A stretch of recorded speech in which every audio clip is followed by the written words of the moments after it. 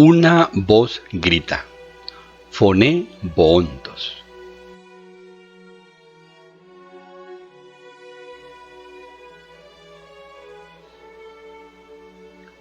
Papa Benedicto XVI.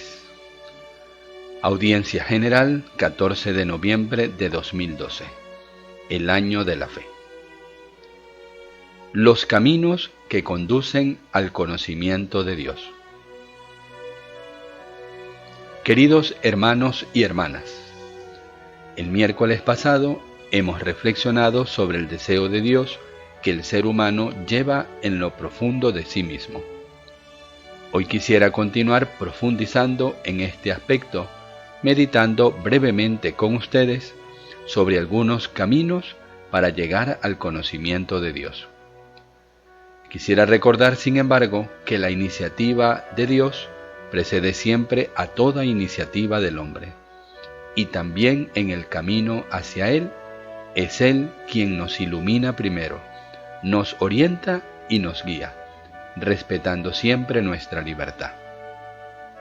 Y es siempre Él quien nos hace entrar en su intimidad, revelándose y donándonos la gracia para poder acoger esta revelación en la fe. Jamás olvidemos la experiencia de San Agustín. No somos nosotros quienes poseemos la verdad después de haberla buscado, sino que es la verdad quien nos busca y nos posee. Hay caminos que pueden abrir el corazón del hombre al conocimiento de Dios. Hay signos que conducen hacia Dios. Ciertamente a menudo corremos el riesgo de ser deslumbrados por los resplandores de la mundanidad que nos hacen menos capaces de recorrer tales caminos o de leer tales signos. Dios, sin embargo, no se cansa de buscarnos. Es fiel al hombre que ha creado y redimido. Permanece cercano a nuestra vida porque nos ama. Esta es una certeza que nos debe acompañar cada día, incluso si ciertas mentalidades difundidas hacen más difícil a la Iglesia y al cristianismo comunicar la alegría del Evangelio a toda criatura y conducir a todos al encuentro con Jesús, único Salvador del mundo. Esta, sin embargo, es nuestra misión. Es la misión de la Iglesia, y todo creyente debe vivirla con gozo, sintiéndola como propia, a través de una existencia verdaderamente animada por la fe, marcada por la caridad, por el servicio a Dios y a los demás, y capaz de irradiar esperanza. Esta misión resplandece sobre todo en la santidad a la cual todos estamos llamados. Hoy, lo sabemos, no faltan dificultades y pruebas por la fe, a menudo poco comprendida, contestada, rechazada. San Pedro decía a sus cristianos: estén dispuestos siempre para dar explicación a todo el que les pida una razón de su esperanza, pero con delicadeza y con respeto. Primera de Pedro 3, 15, 16. En el pasado, en Occidente, en una sociedad considerada cristiana, la fe era el ambiente en el que se movía. La referencia y la adhesión a Dios eran para la mayoría de la gente parte de la vida cotidiana. Más bien, era quien no creía quien tenía que justificar la propia incredulidad. En nuestro mundo la situación ha cambiado, y cada vez más el creyente debe ser capaz de dar razón de su fe. San Juan Pablo II, en la encíclica Fides et Ratio, subraya cómo la fe se pone a prueba incluso en la época contemporánea, permeada por formas sutiles y capciosas de ateísmo teórico y práctico. Números 46-47. Desde la Ilustración en adelante, la crítica a la religión se ha intensificado. La historia ha estado marcada también por la presencia de sistemas ateos en los que Dios era considerado una mera proyección del ánimo humano, un espejismo y el producto de una sociedad ya adulterada por tantas alienaciones. El siglo pasado, además, ha conocido un fuerte proceso de secularismo, caracterizado por la autonomía absoluta del hombre, tenido como medida y artífice de la realidad, pero empobrecido por ser criatura a imagen y semejanza de Dios. En nuestro tiempo se ha verificado un fenómeno particularmente peligroso para la fe. Existe una forma de ateísmo que definimos precisamente práctico, en el cual no se niegan las verdades de la fe o los ritos religiosos, sino que simplemente se consideran irrelevantes para la existencia cotidiana, desgajados de la vida, inútiles. Con frecuencia entonces se cree en Dios de un modo superficial y se vive como si Dios no existiera. Al final, sin embargo, este modo de vivir resulta aún más destructivo, porque lleva a la indiferencia hacia la fe y hacia la cuestión de Dios. En realidad, el hombre separado de Dios se reduce a una sola dimensión, la dimensión horizontal, y precisamente este reduccionismo es una de las causas fundamentales de los totalitarismos que en el siglo pasado han tenido consecuencias trágicas, así como de la crisis de valores que vemos en la realidad actual. Ofuscando la referencia a Dios, se ha oscurecido también el horizonte ético para dejar espacio al relativismo y a una concepción ambigua de la libertad, que en lugar de ser liberadora, acaba vinculando al hombre a ídolos. Las tentaciones que Jesús afrontó en el desierto antes de su misión pública representan bien a esos ídolos que seducen al hombre cuando no va más allá de sí mismo. Si Dios pierde la centralidad, el hombre pierde su sitio justo. Ya no encuentra su ubicación en la creación, en las relaciones con los demás. No ha conocido ocaso lo que la sabiduría antigua evoca con el mito de Prometeo.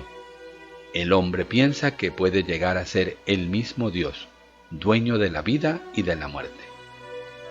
Frente a este contexto, la Iglesia, fiel al mandato de Cristo, no cesa nunca de afirmar la verdad sobre el hombre y su destino. El Concilio Vaticano II afirma sintéticamente: la razón más alta de la dignidad humana consiste en la vocación del hombre a la comunión con Dios. El hombre es invitado al diálogo con Dios desde su nacimiento, pues no existe sino porque, creado por Dios por amor, es conservado siempre por amor, y no vive plenamente según la verdad si no reconoce libremente aquel amor y se entrega a su Creador. Gaudium et Spes 19.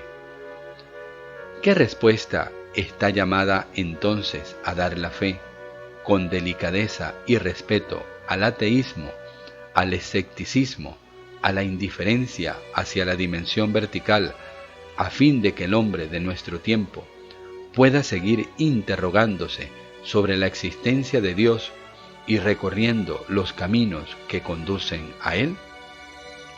Quisiera aludir a algunos caminos que se derivan tanto de la reflexión natural como de la fuerza misma de la fe. Los resumiría muy sintéticamente en 3 palabras: el mundo, el hombre, la fe. La primera, el mundo. San Agustín, que en su vida buscó largamente la verdad y fue aferrado por la verdad, tiene una bellísima y célebre página en la que afirma: interroga a la belleza de la tierra, del mar, del aire amplio y difuso, Interroga a la belleza del cielo, interroga todas estas realidades. Todos te responderán, míranos, somos bellos. Su belleza es como un himno de alabanza. Estas criaturas tan bellas, si bien son mutables, ¿quién la ha creado sino la belleza inmutable? Pienso que debemos recuperar y hacer recuperar al hombre de hoy la capacidad de contemplar la creación, su belleza, su estructura. El mundo no es un magma informe, sino que cuanto más lo conocemos, más descubrimos en él sus maravillosos mecanismos. Más vemos un designio, vemos que hay una inteligencia creadora. Albert Einstein dijo que en las leyes de la naturaleza se revela una razón tan superior que toda la racionalidad del pensamiento y de los ordenamientos humanos es en comparación un reflejo absolutamente insignificante. Un primer camino, por tanto, que conduce al descubrimiento de Dios es contemplar la creación con ojos atentos. La segunda palabra, el hombre. San Agustín luego tiene una célebre frase en la que dice: Dios es más íntimo a mí mismo, de cuanto lo sea yo para mí mismo. A partir de ello formula la invitación: no quieras salir fuera de ti, entra dentro de ti mismo, porque en el hombre interior reside la verdad. Este es otro aspecto que nosotros corremos el riesgo de perder en el mundo ruidoso y disperso en el que vivimos: la capacidad de detenernos y mirar en profundidad en nosotros mismos y leer esa sed de infinito que llevamos dentro, que nos impulsa a ir más allá y remite a alguien que la puede colmar. El Catecismo de la Iglesia Católica afirma: con su apertura a la verdad y a la belleza, con su sentido del bien moral, con su libertad y la voz de su conciencia, con su aspiración al infinito y a la dicha, el hombre se interroga sobre la existencia de Dios. Número 33. La tercera palabra, la fe. Sobre todo, en la realidad de nuestro tiempo, no debemos olvidar que un camino que conduce al conocimiento y al encuentro con Dios es el camino de la fe. Quien cree está unido a Dios, está abierto a su gracia, a la fuerza de la caridad. Así, su existencia se convierte en testimonio no de sí mismo, sino del resucitado, y su fe no tiene temor de mostrarse en la vida cotidiana. Está abierta al diálogo, que expresa profunda amistad para el camino de todo hombre, y se sabe dar lugar a luces de esperanza ante la necesidad de rescate, de felicidad, de futuro.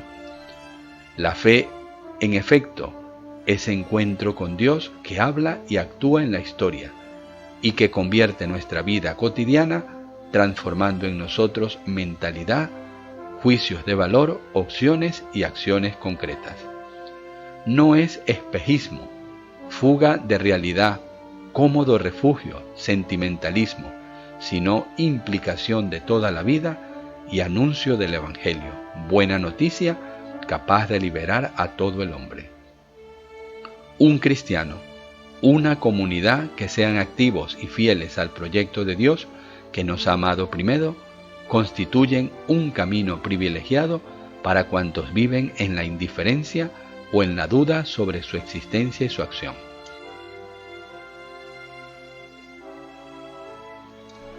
Esto, sin embargo, pide a cada uno hacer cada vez más transparente el propio testimonio de fe, purificando la propia vida para que sea conforme a Cristo.